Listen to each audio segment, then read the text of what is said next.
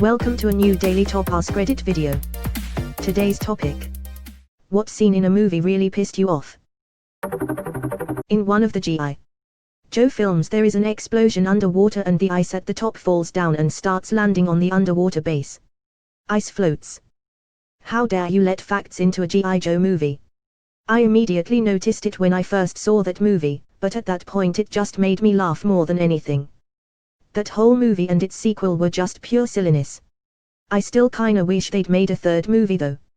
I always suspected that Drive Mindbender had secretly mind-controlled the guy who became Cobra Commander with nanomachines as soon as he entered the bunker and was the power behind the throne this entire time. Guess I'll never know. I like that you believe your head so hard you spoiler tagged it, just in case it was the real ending. Any scene in the Terminator films where the Terminator shoots a gun and misses. You're telling me Skynet can build intelligent machines and they figured out time travel yet they can't be programmed to aim straight. For me it was when a Terminator gets their hands on someone, and then throws them. They have a hydraulic press grip. They could literally crush someone's skull with one hand, while barely paying attention. If they get their hands on you, and they want you dead, you're dead. Because that's what they are. T1 and T2 didn't have this problem, and were so much more intense for it. After reading about this trope, it instantly breaks immersion in any fight scene that I am watching. And worse, it's everywhere. Terminator is one of the movies also specifically mentioned in the tropes examples. Just hit him. TV tropes. When Han Solo died, Leia goes and hugs Rey who she barely knows and ignores Chewie walking by. Edit: oh shit, someone gold me, thanks. It's in character, she didn't give Chewie a medal either. She's racist against Wookiees. Will somebody get this walking carpet out of my way? You can tell a lot about someone when they're stressed. Thanks for reminding me about that. The first race in the first Cars movie. Chick Hicks is just causing crashes left and right. He puts every single car out of commission except for himself, Strip Weathers, and Lightning McQueen. And nobody says a goddamn thing. Everything is peachy keen until the very end when he almost kills Strip. And then, when Lightning is pushing Strip across the finish line, right after Chick bumps him and nearly killed him, the announcers have the fucking gall to say, "Is pushing on the last lap legal?" Seriously. This car almost killed another car going 200 miles per hour, and they are worried about another car helping the aforementioned car finish the race. And then they hand the goddamn piston cup to the car that has been systematically murdering other cars all season. Jesus Christ, that fucking movie. That cheating wobbly ass asshole, really hated how they kept letting him get away with it. Carshole. Piston cup. He did what in his cup? Not a specific movie, but I hate it when a character is trying to be sneaky, but they are also having a conversation with someone that the person they are hiding from could easily hear. Example, in Back to the Future 2, when Marty is hiding in the back of Biff's car whilst shouting at Doc Brown into a walkie-talkie.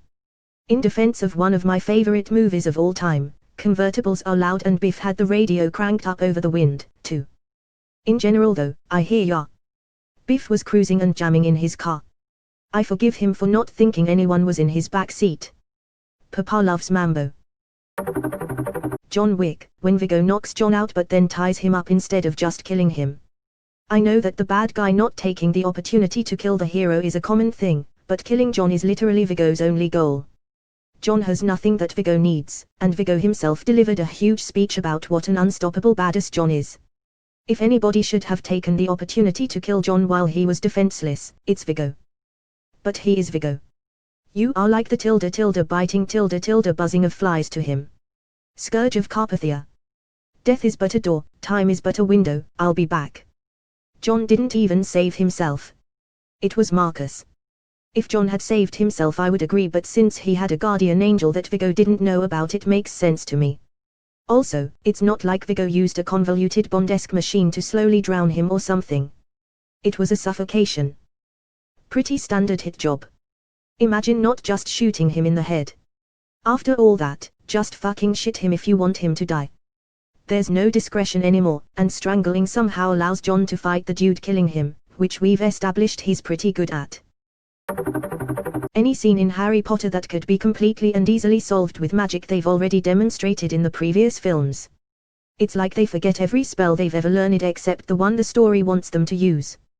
I get so annoyed that the second movie makes a big deal about Harry using magic outside of Hogwarts, fifth movie too, and then the third movie starts with him practicing spells in his bedroom. Yeah, that's a movie thing. In the books he's got a torch that he uses to write his history of magic essay while the Dursleys are asleep.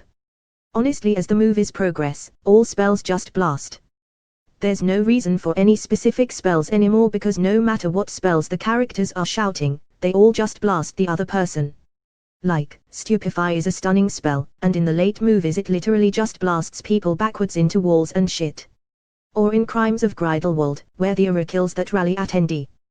There are so many stunning or disarming spells, and I doubt that the Ministry is letting their law enforcement go around using spells that are literally known as unforgivable. I blame David Yates for most of those, since that issue only crops up once he started directing the franchise. Death Eaters flying for spooky effect always bothered me. Book 7 made a big deal of how Voldemort was flying on his own. In Office Space when Milton didn't get his slice of cake. Still bothers me 21 years later. Now Milton. Don't be greedy. Let's pass it along and make sure everyone gets a piece. And then she doesn't pass the last piece. He did, burn down the office though, and rightly so. First scene in the Artemis Fowl movie shows the main character who is notoriously unathletic and uncoordinated in the books riding some waves on a surfboard. For me the worst part was when he proclaimed himself a criminal mastermind, despite having committed no crimes, and being upset at the idea that his daddy might be a criminal. Also everything up to that point. Upset at the idea that his daddy might be a criminal. Excuse me. Literally half the point of his scheme in the first book was to surpass all previous fouls by stealing from the fair folk. How do you miss the point that badly? My sister made it 10 minutes into that film.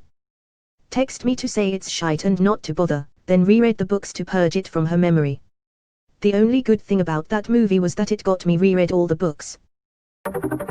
My fiancé hasn't forgiven Star Wars, Rise of Skywalker for them making it seem like Chewbacca had died in the aircraft explosion and then he's seen alive less than 2 minutes later.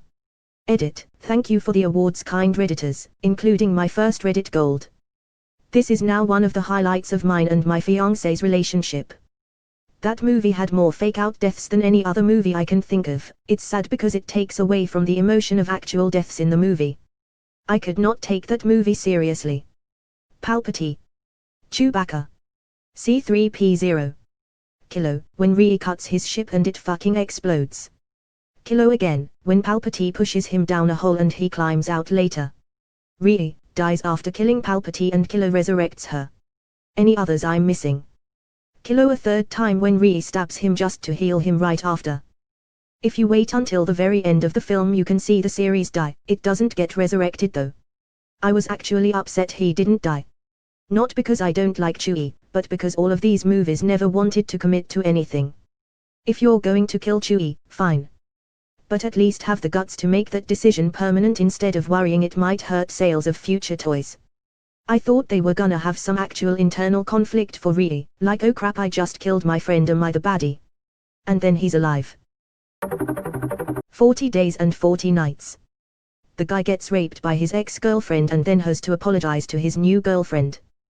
Yeah, I was like, can you not see that he's tied up, you selfish cunt? That's pretty much what I was thinking too.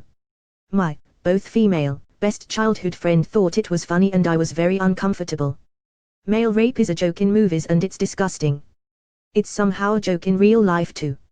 It's very disgusting. Speaking from experience. Same with Wedding Crashers. The guy gets raped by Isla Fisher's character, and yet the movie portrays the actors bringing them closer.